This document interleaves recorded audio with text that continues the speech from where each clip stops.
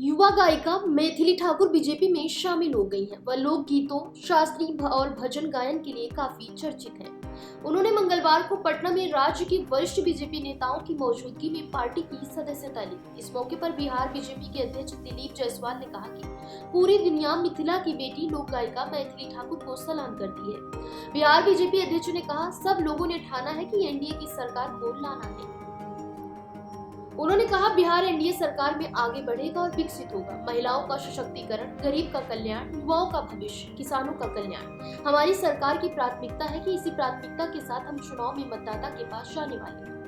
मैथिली ठाकुर ने पार्टी में शामिल होने के बाद कहा कि वह प्रधानमंत्री नरेंद्र मोदी से प्रभावित है और नीतीश कुमार से प्रेरित होकर उनके सहयोग के लिए खड़े हैं। उन्होंने कहा कि राजनीतिक दल में शामिल होने का मतलब यह नहीं है कि मैं नेता बनने आई हूँ। मैं समाज सेवा के लिए आई हूँ। मैं मिथिला की बेटी हूँ और मेरे प्राण मिथिलांचल में बसते हैं।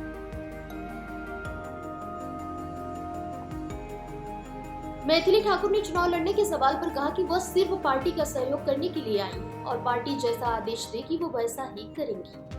बिहार विधानसभा चुनाव लड़ने के सवाल पर उन्होंने कहा, मेरा उद्देश्य चुनाव लड़ना नहीं है। पार्टी मुझे जो आदेश देगी मैं उसका पालन करूंगी। बीजेपी में शामिल होने से पहले मैथिली ठाकुर ने कहा था कि वह बिहार में एनडीए का भविष्य देखती है, क्योंकि उन्होंने एनडीए सरकार में बिहार में बदलाव देखा है।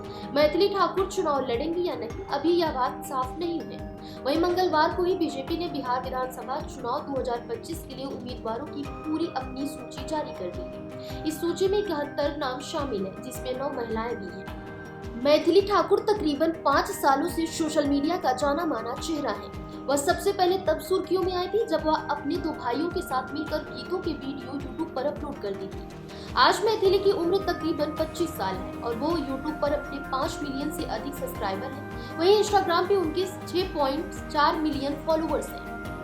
मैथिली ठाकुर मूल रूप से बिहार के मधुबनी जिले से ताल्लुक रखती है, लेकिन उनकी परवरिश और पढ़ाई लिखाई दिल्ली से हुई है। उनके पिता रमेश ठाकुर भी संगीतकार रहे, जिनकी वजह से उनके घर में हमेशा से संगीत का माहौल रहा है।